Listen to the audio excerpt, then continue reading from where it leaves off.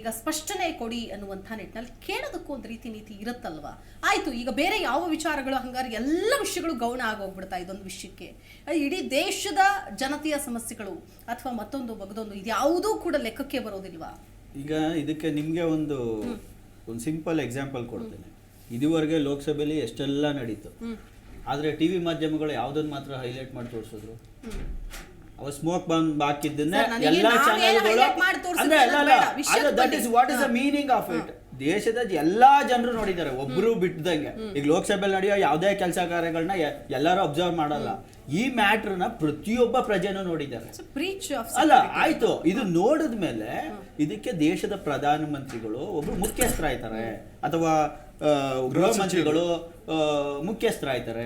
ಅವ್ರು ಒಂದು ಸ್ಟೇಟ್ಮೆಂಟ್ ಕೊಡ್ಬೇಕು. ಈಗ ಇಲ್ಲೇ ಬೆಳಗಾವಿಲಿ ಏನೋ ಒಂದು ಇನ್ಸಿಡೆಂಟ್ ಆದ್ರೆ ಪರಮೇಶ್ವರ್ ಅವರು ಬರ್ತಾರೆ, ಅವ್ರು ಸ್ಟೇಟ್ಮೆಂಟ್ ಕೊಡ್ತಾರೆ, ಸ್ಥಳಕ್ಕೆ ಹೋಗ್ತಾರೆ, ಎಲ್ಲ ಮಾಡ್ತಾರೆ. ಅದಂದ್ರೆ ನಾವ್ ಹೇಳೋದು, ವ್ಯವಸ್ಥೆಯಲ್ಲಿ ನೀವು ಕ್ವಶನ್ ಕೇಳಿದ ತಕ್ಷಣ ನೀವೆಲ್ಲ ಆಚೆ ಹೋಗ್ಬಿಡಿ ಅನ್ನೋದು.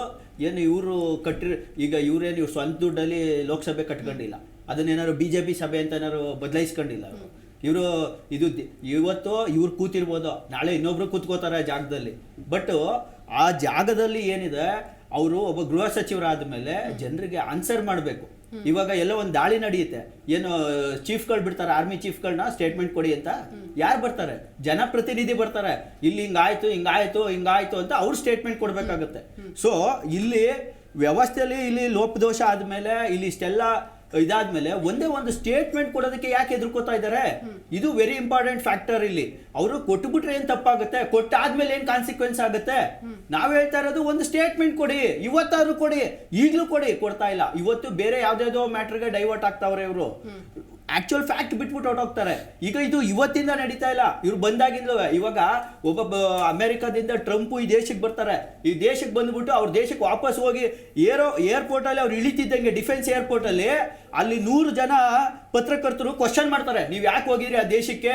ನೀವೇನ್ ಮಾಡಿದ್ರಿ? ಯಾಕೆ ಆ ದೇಶಕ್ಕೆ ಅಷ್ಟು ಏರ್ಕ್ರಾಫ್ಟ್ ಕೊಟ್ರಿ? ಇದು ಮಾಡಿದ್ರಿ? ಎಲ್ಲ ಕೇಳ್ತಾರೆ. ಅದಕ್ಕೆ ಅವ್ರು ಆನ್ಸರ್ ಮಾಡ್ತಾರೆ ಅಲ್ಲಿ ಪತ್ರಕರ್ತರಿಗೆ. ಆದ್ರೆ ನಮ್ಮ ಪ್ರಧಾನಮಂತ್ರಿಗಳು ಇದುವರೆಗೆ ಎಷ್ಟು ಪತ್ರಕರ್ತರಿಗೆ ಮಾತಾಡಿದ್ದಾರೆ, ಎಷ್ಟು ಪ್ರೆಸ್ ಮೀಟ್ಗಳು ಮಾಡಿದ್ದಾರೆ? ಹೋಗ್ಲಿ, ಲೋಕಸಭೆಯಲ್ಲಿ ಮೆಂಬರ್ಸ್ ಗಳಿಗೆ ಆನ್ಸರ್ ಮಾಡಲ್ಲ ಅಂದ್ಮೇಲೆ ಪತ್ರಕರ್ತರಿಗೆ ಆನ್ಸರ್ ಮಾಡ್ತಾರೆ. ಸಿಂಪಲ್ ನೀವು ಕೂರಬೇಕಾಗಿರೋದು. ನಿಮ್ಮ ಒಕ್ಕೂಟದವ್ರೆ ನಿಮ್ಮನ್ನ ಮಾತಾಡ್ಸಿದ್ಮೇಲೆ ಅವ್ರು ಮಾತಾಡ್ಸಿದೀನಿ.